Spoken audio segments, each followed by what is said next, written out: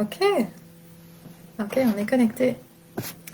Bonjour à tous, bienvenue dans cette nouvelle rencontre, dans cette troisième capsule somatique.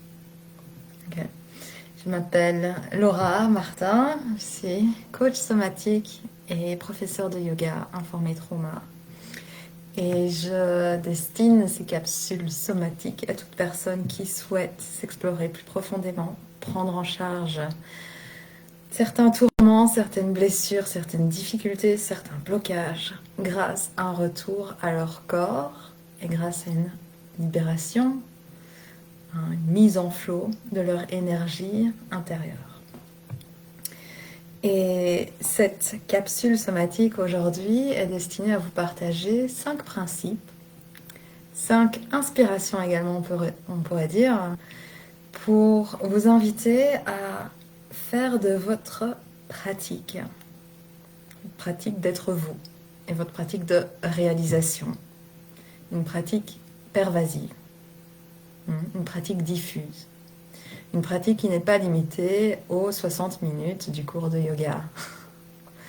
Okay, une pratique qui est un art de vivre. Okay, l'art de vivre en accord avec soi-même, en accord avec sa propre temporalité, avec ses propres valeurs et ses propres façons de se nourrir intérieurement.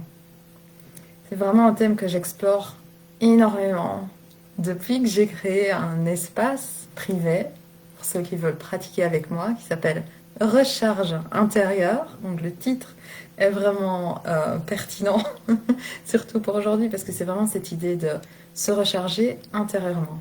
Comme on recharge nos téléphones portables, il faut se recharger aussi parce que sinon notre énergie... voilà, on se retrouve à bout et on ne sait pas fonctionner quand nos batteries sont plates. Et donc, depuis que j'ai créé cet espace qui porte le nom Recharge intérieure, j'explore vraiment toutes ces façons de démystifier comment est-ce qu'on prend soin de soi, comment est-ce qu'on s'explore, comment est-ce qu'on se fluidifie, comment est-ce qu'on cultive une aisance intérieure grâce au mouvement, mais pas que. Parce que notre corps de vie, allez voir la première capsule somatique où je parle du corps de vie, notre corps de vie n'est pas qu'un corps qu'on peut bouger. Notre corps de vie, c'est une approche très intégrative de toutes les facettes de soi. Donc c'est aussi nos sensations, bien entendu, et puis nos facultés mentales de perception de son corps dans l'espace, de concentration, la capacité à concentrer son esprit sur une partie de soi, et également la capacité de visualisation. Donc on inclut toutes les facettes de soi et on met ce corps de vie en mouvement, on l'explore, on fusionne avec lui. Et je conçois cette pratique de revenir au corps de vie et de fusionner avec ce corps de vie et de nourrir ce corps de vie comme une pratique qui dépasse complètement les contours du tapis de yoga, qui dépasse complètement les contours d'une séance de yoga, de qigong, de méditation, mais ces moments bien concrets de pratique sur le tapis, de pratique assis, sur son zafu, etc., sont évidemment des moments très importants où on va un peu plus loin. Cependant, ça me semble également, si pas plus, tout aussi important de faire de ces moments de pratique un art de vivre. Et avec cette idée de vraiment diffuser l'intention de se nourrir profondément, ce que j'appelle également d'entretenir son jardin intérieur, j'ai donc décidé de vous partager une capsule où on parle un peu de 5 principes pour parvenir à créer dans son quotidien des petites bulles de recharge intérieure, à diffuser tout simplement dans son quotidien cette pratique de nourrissement profond intérieur qui nous permet donc de revenir à soi, de retrouver un accord avec soi-même, sa temporalité, ses envies, ses valeurs, ses besoins, etc. D'accord. Rentrons dans le vif du sujet. parce que la vocation de ces capsules est d'être plutôt courtes. Et c'est quelque chose que je dois encore apprendre à faire, à garder la durée de ces capsules courtes. Ok, donc commençons. Alors, la première fondation. Alors, avant de commencer, je préfère rappeler à nouveau que les principes que je vous partage ne vont pas vous parler forcément. Il y a peut-être certains qui vont vous parler d'autre part. Ce message n'est pas forcément pour tout le monde. Et aussi, je ne prétends pas dire la vérité. Je vous partage ce qui fait sens pour moi. Je vous partage 5 principes, j'aurais pu vous en partager 3, ou un seul, ou 6, ou 10, peu importe. Je vous partage ici des inspirations. Okay. J'appelle ça des principes, mais ça peut être simplement des inspirations.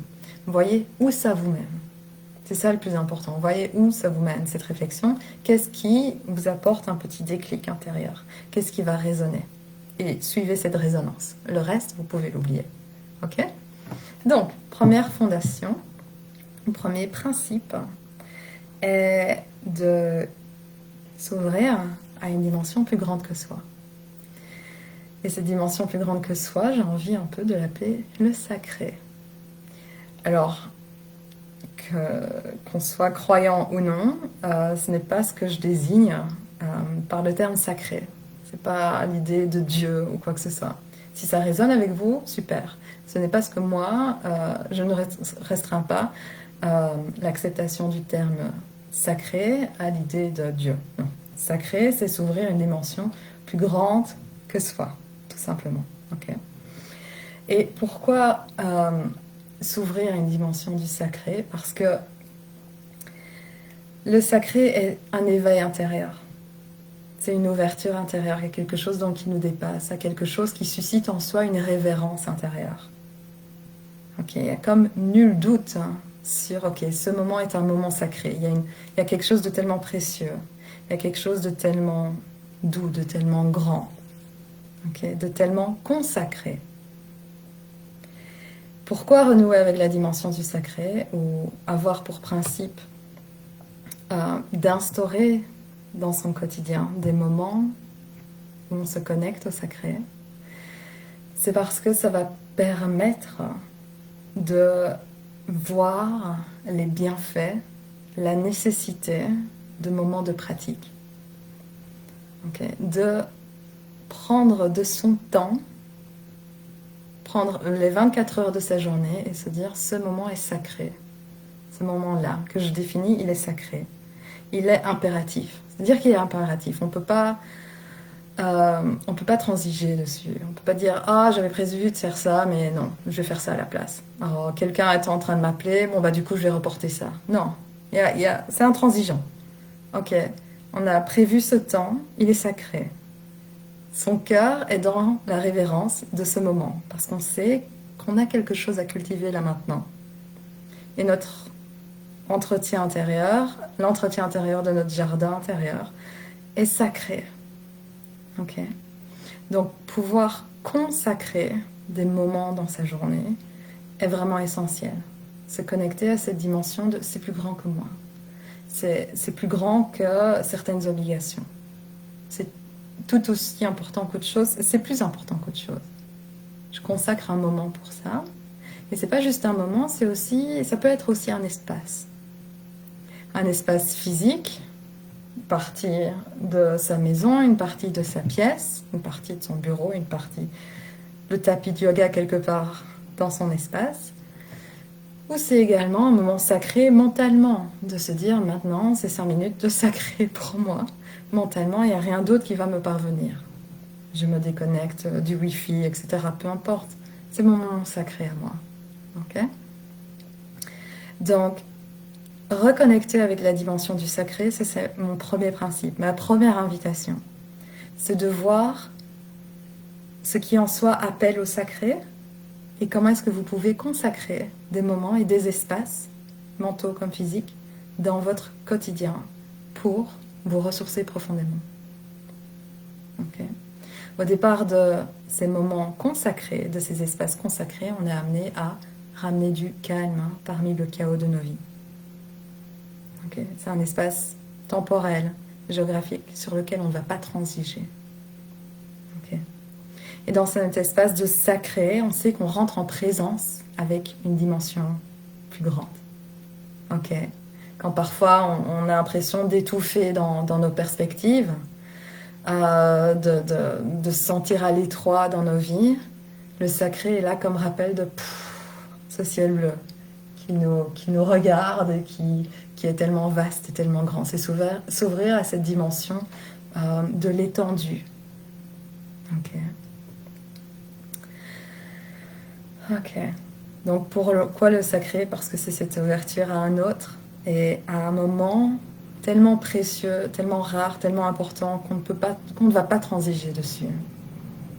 Okay. L'espace que vous consacrez à votre pratique, que ce soit juste une pratique de contemplation intérieure, pas besoin d'une heure de yoga, mais juste cet espace mental, temporel, physique, il est sacré. On ne va pas commencer à manger dessus, on va faire des tâches, quoi que ce soit. C'est cette révérence pour la mise en contact avec quelque chose de plus grand. Et pourquoi se mettre en contact avec quelque chose de plus grand? Parce que cet espace nous nourrit. Si on attend de tout faire par soi-même, on n'est pas un être humain, on est un faire humain. On est dans le faire, on dépense notre énergie continuellement, on se vide. Ok.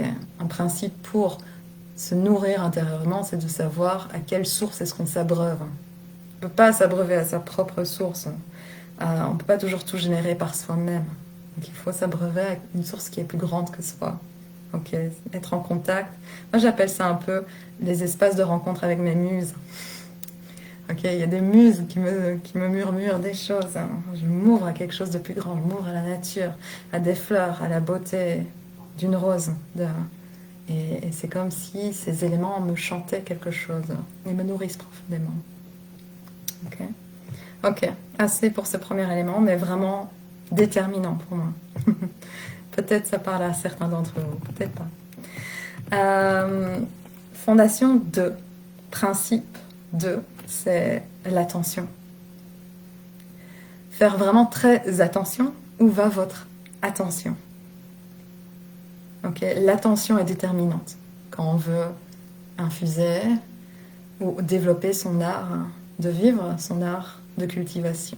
J'appelle ça la cultivation intérieure, mais je doute que cultivation soit en réalité un mot français. Ça vient de l'anglais.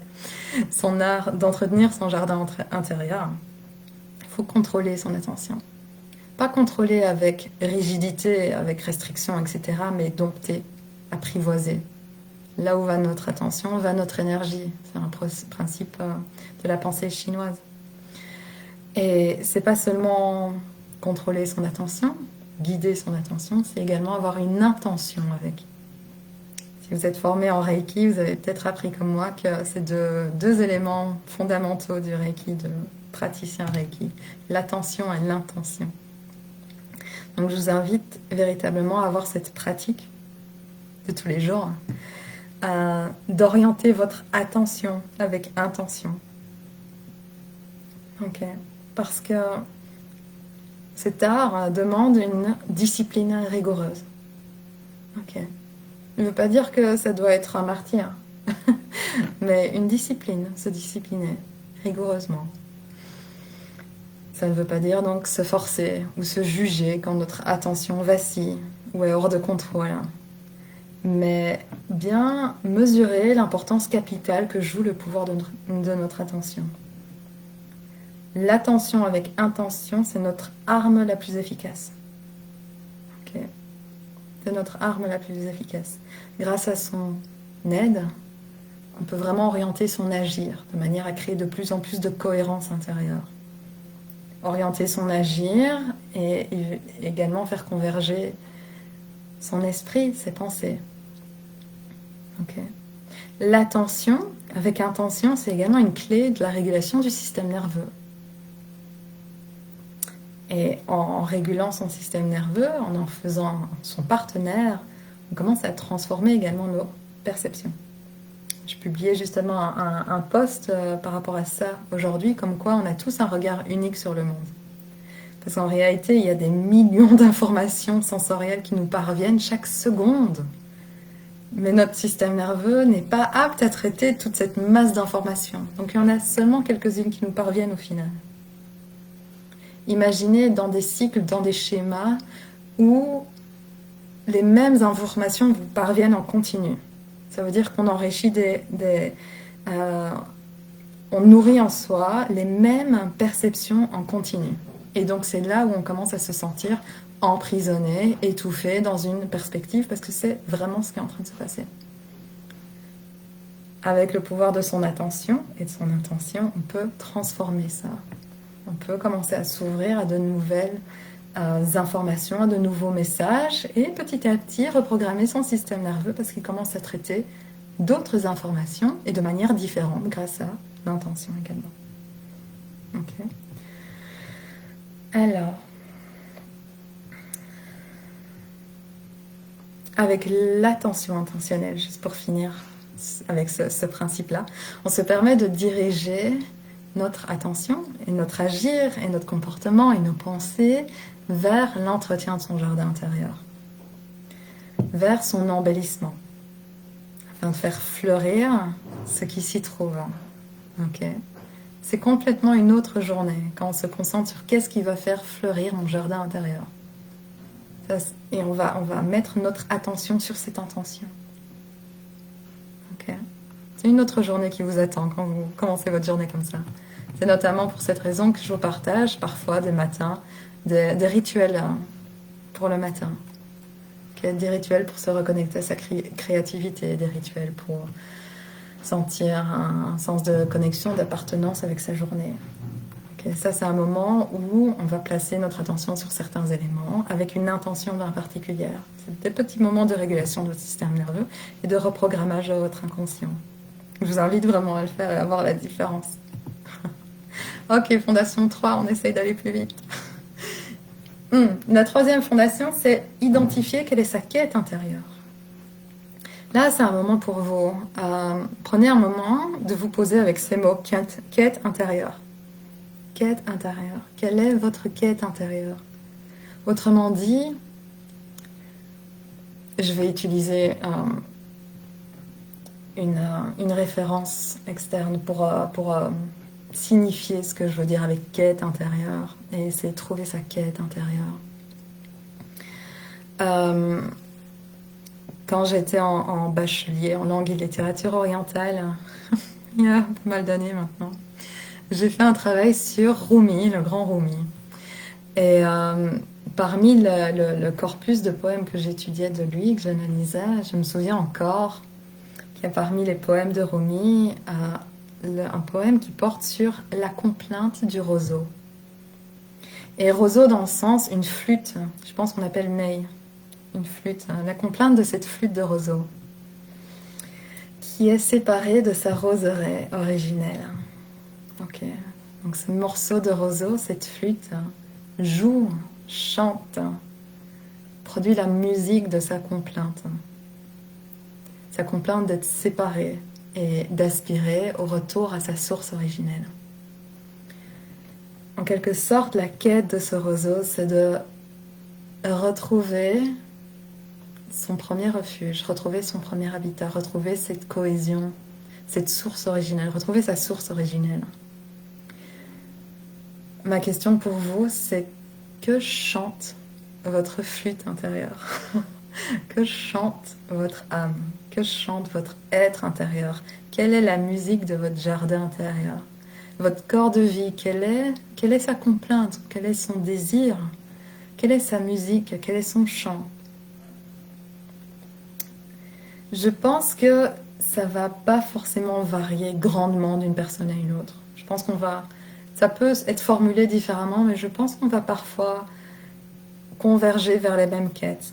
Mais ce qui est important, c'est pas tellement d'avoir une quête unique, mais vraiment de mettre les mots qui vous parlent dessus et bien identifier ça. Okay. Quel est le chant, la complainte, le chant, le désir profond de son être intérieur, de son corps de vie? Personnellement, c'est sans doute cette complainte de la fragmentation qui aspire à la cohésion, retour à un sentiment d'union totale entre toutes choses, toutes les facettes de moi avec le monde, etc. De la fragmentation à la cohésion. Un peu ma quête intérieure. Et une fois que vous avez cette quête intérieure, vous pouvez utiliser les autres principes, vous aider de la dimension du sacré, de reconnaître dans vos moments des espaces temporels, physiques, un espace mental, de sacré. Ça c'est sacré, c'est dédié à ma quête intérieure. Et ensuite également à faire appel à votre attention intentionnelle. L'intention de faire de ce moment un moment où je réponds à la complainte, où je réponds au chant de mon être, à la musique de mon jardin. Ok. Ces principes s'enchevêtrent. Hein. Alors, donc, troisième principe, identifier sa quête intérieure. Vraiment identifier la visée. Ok, pas juste la complainte, la quête, la visée. Qu'est-ce que vous visez? Ok, mettez-vous à l'écoute de cette musique intérieure. Elle va vous guider. Laissez-vous guider par cette musique, par la danse dans laquelle elle vous entraîne. Et cette danse qui met en mouvement toutes les parties de vous, dans une danse commune, okay, qui vous lie. Alors, principe 4. Principe 4 pour entretenir son jardin intérieur, c'est de s'ouvrir à ses ressentis. Ok, ressentis du corps. Parce que qu'est-ce que désigne le jardin intérieur, son être intérieur? C'est intérieur à quoi? Intérieur à son esprit, à son cœur, à son corps, un peu tout ça. Intérieur à soi, au tout de soi. De ce que j'aime bien dire alors, au corps de vie. C'est l'entretien de son corps de vie, du vivant en soi. Et cet entretien, cet art de vie, de cultiver la vie en soi, de s'harmoniser à ce qui est en soi, d'être en accord avec soi-même, est pour moi une exploration et un art profondément somatique. Ok. Et pour les liens entre cette idée de corps de vie, de somatique, somatisation et ce principe, je vous invite à nouveau vraiment à aller consulter la vidéo capsule numéro 1 okay, sur le corps de vie et ses langages.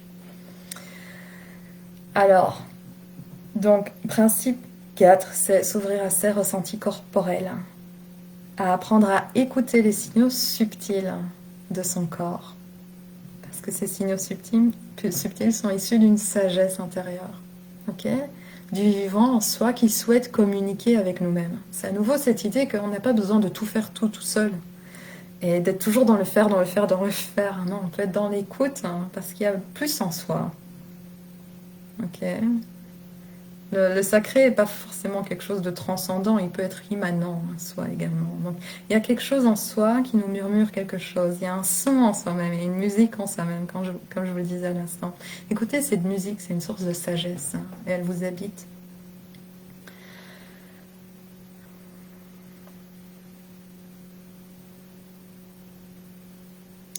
Donc, lorsque vous avez vos moments de pratique bien définis, que ce soit la méditation, le yoga, etc.,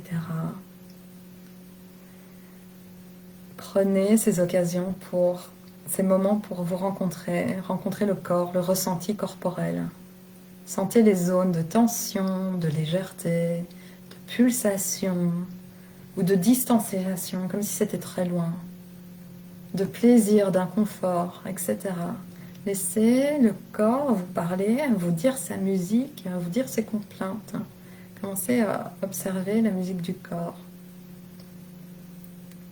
Et observez avec intention, avec attention à nouveau. Ok. C'est un discours du corps, c'est le discours somatique qui s'exprime donc par des ressentis, par des sensations. Tous les langages du corps de vie, je vous les ai présentés dans la première capsule, donc allez la voir. Et je pense que je vais juste conclure sur ça, parce qu'il y a encore un principe que j'ai envie de vous partager.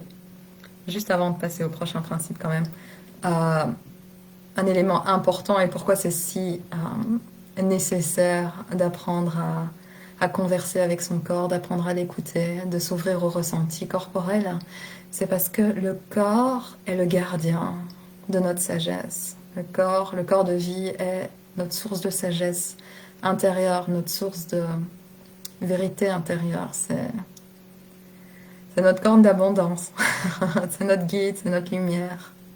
Et c'est également le gardien de notre mémoire. Et il y a des mémoires dont on ne se souvient pas, ça s'appelle des mémoires implicites. Des mémoires qu'on pense qu'on a oubliées, c'est fini, elles ne nous touchent plus parce qu'elles sont dans le passé. Le passé n'est jamais dans le passé. Donc, il y a un de mes enseignants que j'adore beaucoup pour sa sagesse, sa clairvoyance, qui s'appelle Thomas Hubel, qui dit que le passé est notre karma, dans le sens où le destin également est notre karma. C'est cette idée de répétition, de schémas dans lesquels on se trouve en continu. Et que le présent n'advient que si on prend conscience de la manière dont notre passé est encore dans notre présent. Ça fait sens. Okay. Et au lieu de pousser au loin le passé, de pousser au loin nos mémoires, on peut apprendre à écouter leur musique ou ce qui se trouve derrière, les besoins qui n'ont pas encore été assouvis, les complaintes qui n'ont pas encore été entendues, ou les manières dont on n'a pas nourri ces parties de soi qui ont expérimenté ce passé et qui vivent encore en soi. Okay, donc tendre oreille au ressenti corporel pour éviter que ces cycles continuent à se répéter. Ces cycles toxiques, ces schémas, ces comportements dans lesquels on se retrouve constamment. C'est cyclique. On ne parvient pas à s'en défaire. Okay. Si c'est quelque chose qui vous parle beaucoup, ces cycles toxiques, ces schémas et tout, je vous annoncerai bientôt l'organisation d'une retraite virtuelle sur ce sujet, vraiment pour débloquer ces blocages de manière absolument organique et en se reconnectant à certains principes spirituels de la pensée chinoise notamment. Bref, dernière fondation 5, et après il faudra qu'on s'arrête, c'est déjà assez long. Le dernier principe, c'est instaurer des rituels de transformation. Ok. Et là, ça a vraiment à voir avec votre idée avec le principe d'intention, d'attention et de quête intérieure.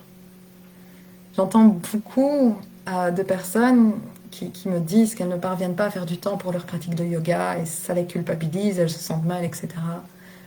Je pense que c'est beaucoup plus facile de faire place à sa pratique, de consacrer des moments sacrés de pratique quand vous êtes à l'écoute de vous, de vos besoins, okay, à l'écoute de ces ressentis corporels et que vous voyez qu'il y a en vous la nécessité de vous abreuver à la source, une source plus grande.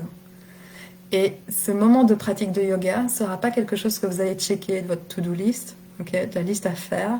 Non, ça va être le moment de rituel, de ma transformation. Pas transformation parce qu'il y a quelque chose qui cloche avec vous, pas du tout. Simplement, moment où je me réharmonise à moi-même, où je m'abreuve à une source, où je réponds à ma quête intérieure, la musique de mon être. Des rituels de transformation. Okay, ces moments qui ont le pouvoir d'opérer en vous des transitions importantes. Okay, de répondre à des besoins profonds. Et ça, ces rituels, ça reste très personnel, très subjectif. Ça peut être votre pratique de yoga, ça peut être vous faire une tasse de thé, ça peut être la manière dont vous allez vous laver aussi, hein.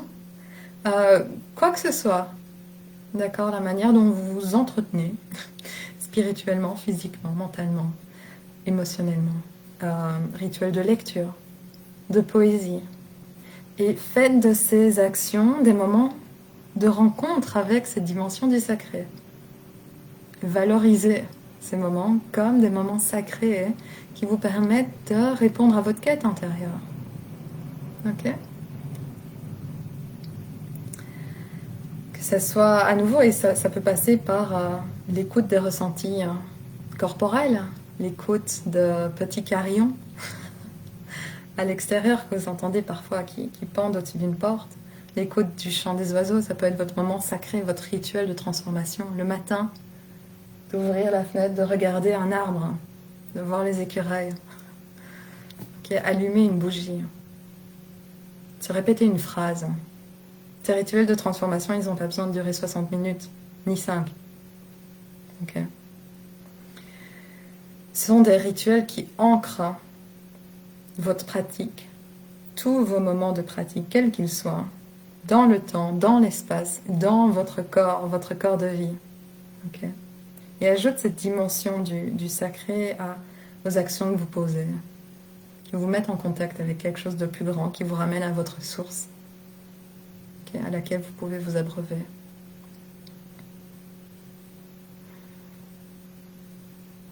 Ok.